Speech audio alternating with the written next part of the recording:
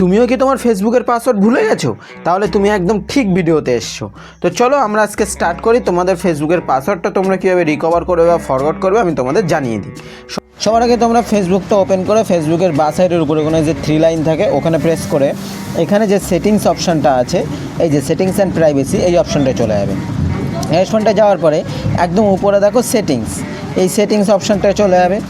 এখানে যাওয়ার পরে এই পেজটা খুলবে। এই পেজটার একদম উপরে দেখো অ্যাকাউন্ট অ্যান্ড সেন্টার, এই অপশানটা প্রেস করবে।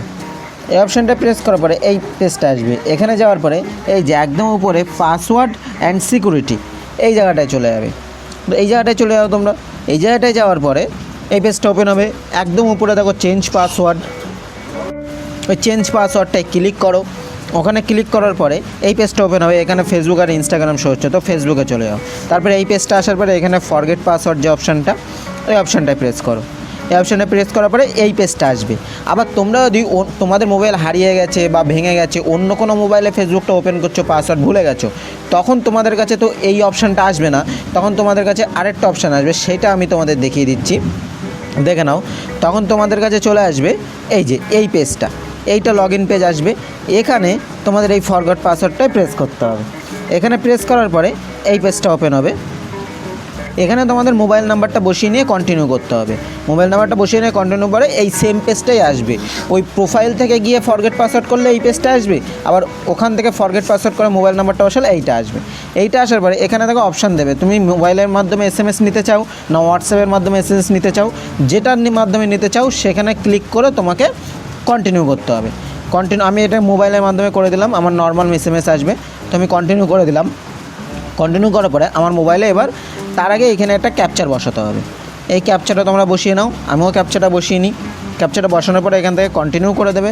কন্টিনিউ করার পরে মোবাইলে কিন্তু একটা OTP একটা চলে আসবে, 6 ডিজিটের একটা OTP তোমাদের মোবাইলে কিন্তু চলে আসবে। তো এবার আমি আমার এখানে OTPর অপশানটা চলে এসছে, আমার মোবাইলে OTPটাও চলে এসছে। তো 6 ডিজিটের OTPটা আমি এখানে বসিয়ে নিই।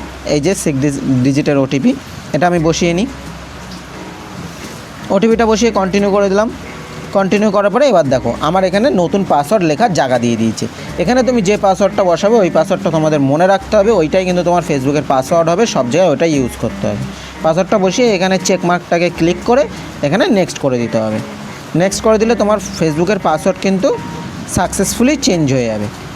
তো এত সহজেই তুমি তোমাদের ফেসবুকের পাসওয়ার্ডটা চেঞ্জ করে নিতে পারবে, ফরগট করে নিতে পারবে যদি ভুলে গিয়ে থাকো। ভিডিওটা যদি হেল্পফুল মনে হয় একটা লাইক করে দাও, আর যে কোনো প্রকারের কোয়ারি থাকলে তোমরা আমাকে কমেন্টে জানাও, আমি তার জন্য ডেডিকেটেড ভিডিও নিয়ে চলে আসবো।